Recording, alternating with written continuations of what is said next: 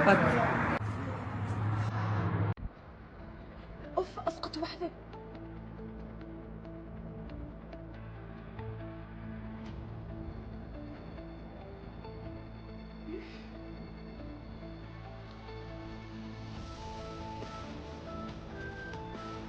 هلا في تنتين خبطوا ببعض، كل واحدة من اتجاه.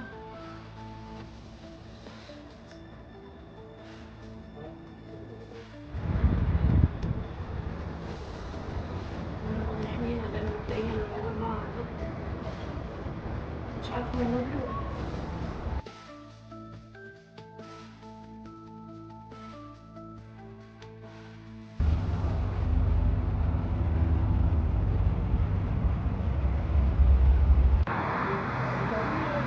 اتفضل.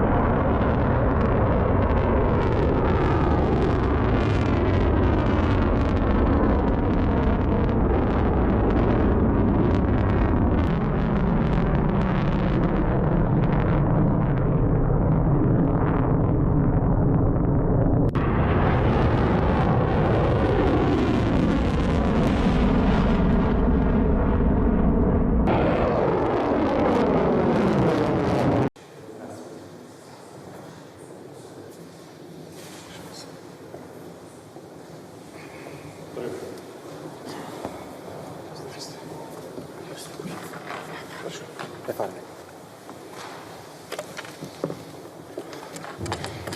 Уважаемый господин министр, очень рад вас видеть. Добрый день, добро пожаловать. جناب آقای وزیر خیلی مطلب عرض میکنم. خیلی خوشحالم از اینکه ملاقات داریم امروز. Вы совершаете визит в Россию в сложный период. در طی یک دوره سخت سفر داریم به روسیه. Период резкого обострения ситуации в регионе и вокруг вашей страны. در طی دوره افزایش تشنج در منطقه و در کشور شما. Наша позиция в отношении происходящих событий хорошо известна. Она ясно изложена, артикулирована Министерством иностранных дел от имени России. И вы знаете о позиции, которую мы заняли и в Совете Безопасности Организации Объединенных Наций. موضع کشورمون خوبی مطلع هستیم. این موضع به طور روشن و واضح توسط وزارت امور خارجه روسیه به نماینده از طرف روسیه اعلام شد و نیز در جریان هستیم موضع کشورمون در شورای امنیت سازمان ملل متحد چی هست. Неспровоцированная абсолютно агрессия против Ирана не имеет под собой никаких оснований и никаких оправданий. تجاوز بی‌دلیل علیه ایران هیچ اساسی ندارد. У нас с Ираном давние, добрые, надежные отношения. روابط ما با ایران سوابق طولانی و خوب داره. Мы со своей стороны предпринимаем усилия для того, чтобы оказать содействие иранскому народу. از طرف خودمون ما تلاش میکنیم که بتوانیم به مردم ایران مساعدت بکنیم. Как вы знаете, я провел телефонный разговор и с президентом Соединенных Штатов, и с премьер-министром Израиля, с президентом Арабских Эмиратов, с президентом вашей страны. Знаю, что вы только что встречались с министрами иностранных дел в Европе. همانطور که در جریان هستیم و خبر دارین، من یه سری گفتگوهای تلفنی را داشتم هم با رئیس جمهور ایالات متحده آمریکا، هم با نخست وزیر اسرائیل و همچنین با رئیس جمهور امارات و نیز با رئیس جمهور کشور شما. ما در جریان هستیم که خود جناب عالی در روزهای اخیر نیز ملاقات‌هایی داشتیم با رؤسای وزارتخانه‌های امور خارجه کشورهای اروپایی. Я очень рад, что вы сегодня в Москве. من خیلی خوشحالم از اینکه شما امروز در مسکو هستید. Это даст возможность нам обсудить все эти острые темы и вместе подумать над тем о том, как можно было бы выйти из сегодняшней ситуации.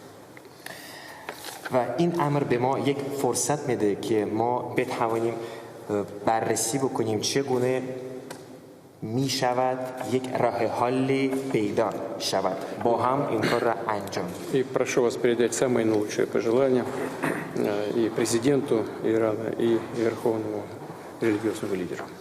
موجب امتنان خواهد بود چنانچه بهترین عرضه ها را برسانید هم خدمت مقام معظم رهبری هم خدمت رئیس جمهور.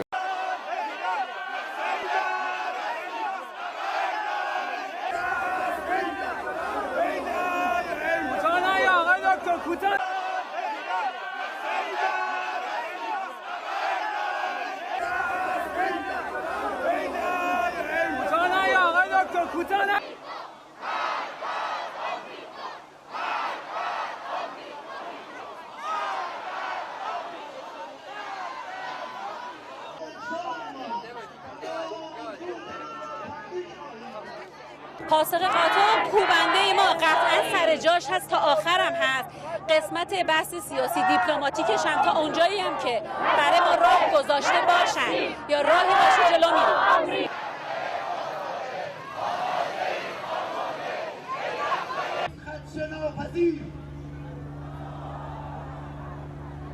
شیران قرآن دنیای مستضعفین بکنن. آماده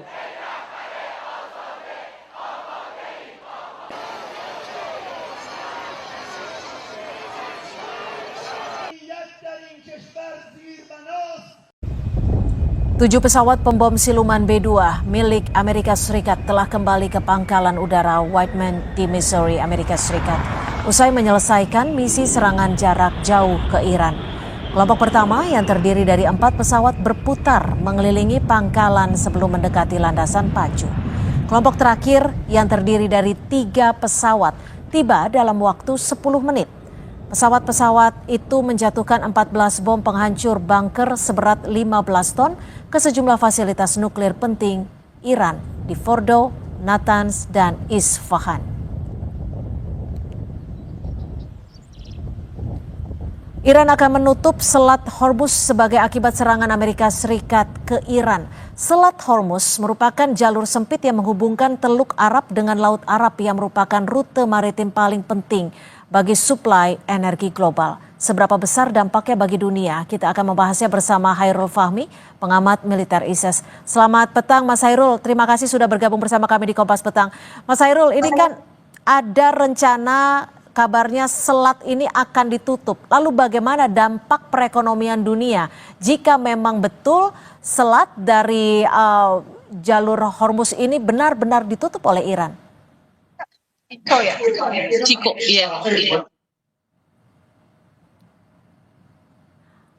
Mohon maaf, audionya belum dibuka. Sudah dibuka. Ya, silakan Mas Hairul. Sorry, saya kira ini perkembangan yang sangat penting ya dalam eskalasi konflik di Timur Tengah ini ya.